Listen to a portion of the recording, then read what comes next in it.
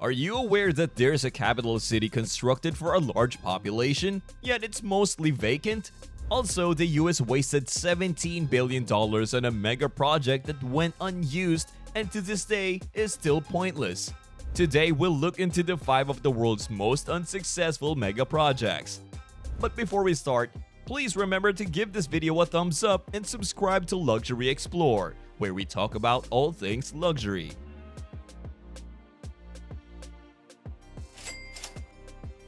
Number 1. Interstate H3 Hawaii USA. Let's begin with a remarkably picturesque highway in Hawaii, known as the Interstate H3. This 26-kilometer-long road winds through one of the world's most breathtaking landscapes, raising concerns about drivers stopping to admire the scenery, which could lead to traffic hazards. However, this highway is not just renowned for its beauty, it has also been the subject of controversy. Initially proposed in 1960 for defense purposes, it aimed to connect the Pearl Harbor Naval Base in the south to the Marine Corps Station on the east coast. However, its announcement faced immediate resistance from environmental groups and native Hawaiian who feared the significant urbanization it would bring. Environmental regulations and a route change to protect the surrounding valleys caused indefinite delays.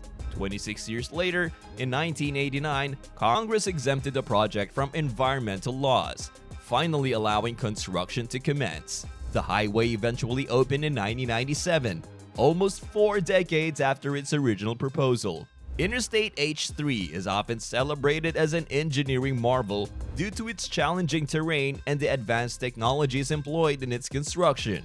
It features numerous high-tech tunnels and runs primarily on viaducts to safeguard the local environment in the valleys below. However, extensive delays, route alterations, and the adoption of costly technologies resulted in a construction cost that exceeded the original budget by a factor of 5. The total expenditure amounted to a staggering $1.3 billion, making it the world's most expensive highway on a per-kilometer basis. Despite the substantial investment, this stunning highway doesn't serve everyone's needs. Critics argue that it leads to nowhere, as the defense concerns of the 1960s are no longer relevant, and the road lacks a direct connection to downtown Honolulu. Additionally, many native Hawaiians still refuse to use the H3, considering it cursed due to the destruction of culturally significant sites during its construction. While the Interstate H3 stands as a remarkable mega project, it remains useless for specific native communities, though it is not entirely abandoned like the next project on our list. Number 2. Ciudad Real Central Airport, Spain. Spain is a top European tourist destination, and this fact played a significant role in the conception of Ciudad Real Central Airport. It was envisioned as a primary choice for both domestic holidaymakers in Spain and international travelers, aiming to provide an alternative to the heavily congested main airport in Madrid. The new airport boasted one of Europe's top 5 longest runways and had the capacity to serve 2 million passengers annually, though this was relatively low compared to Madrid's capacity of 70 million passengers. Plans were in progress to expand its capacity to 10 million passengers per year. Consequently, when it became operational in 2009, the substantial $1.3 billion investment seemed justifiable. However, all these ambitious plans came to a halt in 2012, when the company responsible for the project declared bankruptcy. One major issue was the airport's location. Despite being named the Central Airport, it was situated 200 kilometers away from Madrid. This geographical distance discouraged passengers from traveling for hours to reach the remote airport, while major airlines preferred operating from the capital. Within the first year of its opening, the airport was left with only one small airline. The absence of major carriers led to a staggering $350 million debt by 2012, ultimately resulting in the airport going to receivership and being put up for auction in 2013.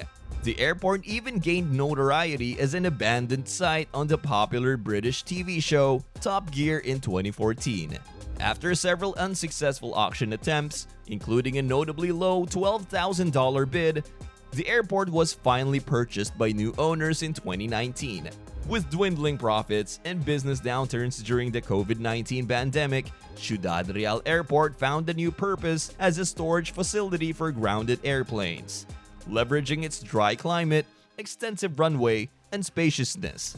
By August 2020, the airport hosted 65 parked airplanes, with plans for further expansion to accommodate over 300 aircraft. This shift to aircraft storage provided a much-needed business opportunity for the airport. However, the stored planes will eventually depart once the pandemic subsides and normal flight operations resume, leaving this billion-dollar mega project effectively useless for travelers worldwide. Number 3. Naypyitaw Myanmar.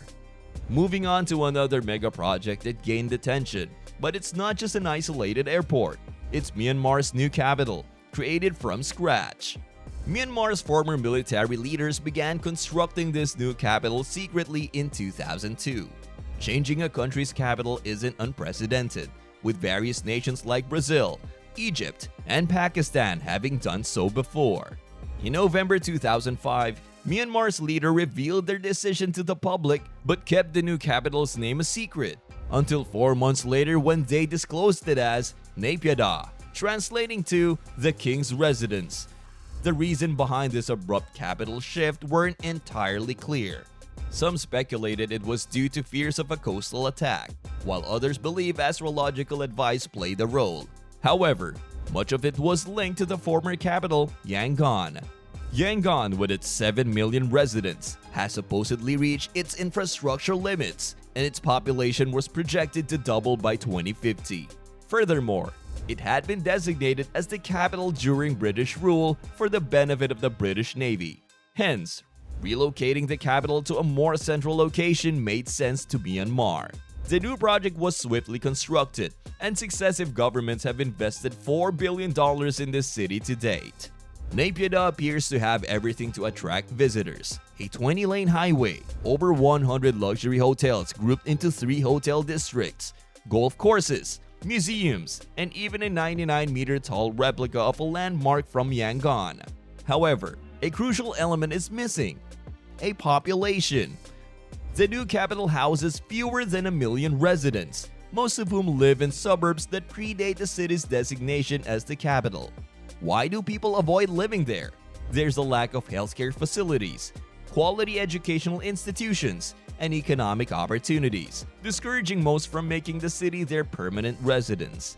Consequently, the city often resembles a ghost town, with the extraordinary 20-lane highway virtually empty, free of traffic congestion, and occasionally hosting only a single drifting car. Although the city has an airport capable of handling 3.5 million passengers annually, it seems minimal traffic, even on busy days. Shopping malls are frequent mainly by diplomatic staff on weekends, while hotel lobbies remain mostly vacant. Despite its apparent desolation, there's a glimmer of hope for the royal capital. Designed as a city of future, Naypyitaw still has time to potentially see a resurgence as the population continues to grow. For now, it stands as one of the world's most peculiar capitals and remains largely unused by much of the country's population. Number 4. Forest City, Malaysia. We've discussed a deserted city, and now we're looking at a futuristic green smart city emerging from reclaimed land on 4 artificial islands, centered around an artificial forest ecosystem. Forest City's location is attractive to investors seeking profits due to its proximity to Singapore, a thriving city-state with the world's second busiest port. Developers have connected Forest City to Singapore through a second bridge, reducing the travel time between the two cities to just 20 minutes. Forest City will also have its custom facility, enabling residents to move freely between Singapore and the city. The design emphasizes eco-friendliness, featuring buildings with green roofs and vertical gardens to create a jungle-like environment. The city streets will have a multi-layered layout, with the lower level reserved for traffic and parking, while the upper level will include parks, sports facilities, and transport hubs. The city aims to run entirely on renewable energy and is slated for completion by 2035 with a budget of $100 billion. One of the 4 proposed islands is nearing completion, featuring 50 apartment buildings, golf courses, swimming pools, and beaches. However, this ambitious project faces challenges. Economic and political obstacles are already impeding progress. The project relies heavily on funding from China, and Chinese residents had significant access to the city in its initial years. Wealthy Chinese investors, unable to afford high property prices in their own country, flocked to the forest city, resulting in 80% of property owners being Chinese by 2019. Street signs were in Mandarin, and schools offered Mandarin courses, causing controversy. Local Malaysians found it challenging to afford these apartments, as prices catered primarily to the Chinese market. This influx of Chinese investors sparked public outrage, with critics labeling it a new form of colonialism. Following a change in leadership, Prime Minister Mahathir Mohamad banned foreigners from owning property in Forest City, leading to many foreigners leaving and discouraging new investors. The COVID-19 pandemic and global travel bans further complicated matters.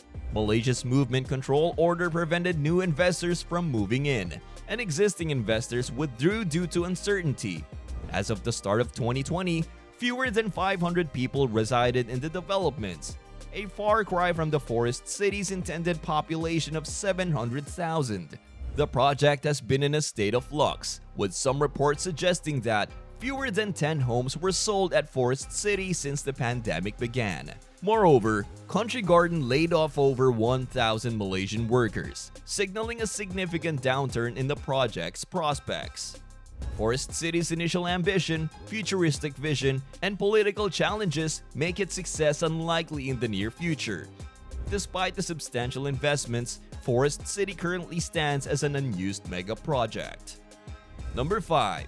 Yuka Mountain Nuclear Waste Repository, USA. We'll wrap up this list with a massive project designed to address the critical global issue. While nuclear waste doesn't receive as much attention as other environmental concerns, improper storage can have catastrophic consequences, potentially more devastating than any past civilization has witnessed. Currently, nuclear waste is stored above ground, near the power plants where it originates. However, the scientific consensus is that the safest, long-term solution is deep underground storage. In the 1980s, the US government sought a permanent solution for the growing nuclear waste problem. In 1987, they identified Yuka Mountain in Nevada as the most suitable option. It was in proximity to the USA's most utilized nuclear testing site and far from densely populated areas. The plan was to deposit nuclear waste from across the country into a tunnel complex about 300 meters beneath Yuka Mountain. In addition to its remote location, Yuka Mountain consists of volcanic ash formed millions of years ago, providing the ability to contain radioactive waste without deteriorating. On paper, Yuka Mountain appeared to be an excellent repository site. Nevadans vehemently opposed it. Although the United States has more than 100 operational and decommissioned nuclear reactor sites across 34 states, none of them were in Nevada. Nevada's congressional representatives and the public strongly objected to the idea of becoming the sole nuclear waste disposal site for the entire country. Furthermore, concerns were raised about the official hydrological and geological surveys of Yuka Mountain. Opponents argued that the site posed as a risk contaminating a nearby water source that flows into Amargosa Valley, utilized by Native Americans who have inhabited the region for centuries. Despite the opposition, the project received approval in 2002, leading the Department of Energy to resume construction. Nevertheless, Nevada's resistance grew even stronger. Critics contended that routine transportation of nuclear waste through the state would stigmatize its residents and adversely impact tourism. They believe Nevada was chosen primarily due to its lower population and reduced representation in Congress. By the time Barack Obama assumed office, the project had become highly politicized, and in 2010, the Obama administration deemed it unworkable, discontinuing funding. 3 years later, a federal court ordered the project to resume, but little progress has been made since. The Biden administration has unequivocally stated that Yuka Mountain is no longer part of the country's plans. Nevada appears to have emerged victorious after 4 decades of contention. The Yuka Mountain project consumed decades of planning, faced legal challenges, and cost over $17 billion. Despite these efforts and expenses, it has never been put into use, making it a worthless mega project. What are your thoughts on these mega projects? Do you believe any of them could become valuable in the future? Let me know in the comments below. Thank you for tuning in, and I'll catch you in the next video.